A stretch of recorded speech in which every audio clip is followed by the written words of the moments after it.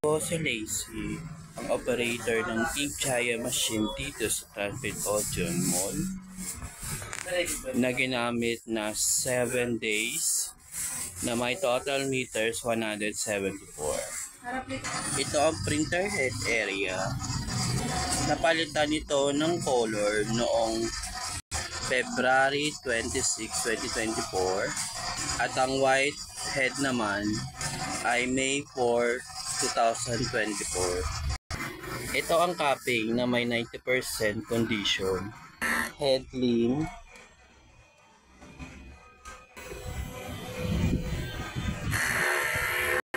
Punasan ng wiper after headling. Nozzle test. At ang huling palit ng damper ay noong May 4, 2024. Ang ink system ay tama lang. Ang level.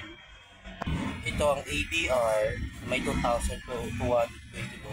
Ito ang ground wire. Ang waistang ay nilinis ko ngayon. News Ink CMYK.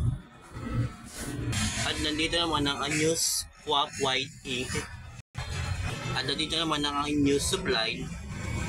Nandito naman ang aking DTF film 12 pieces.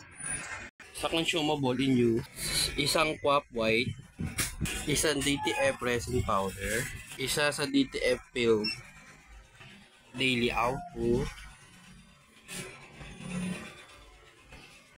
at daily checklist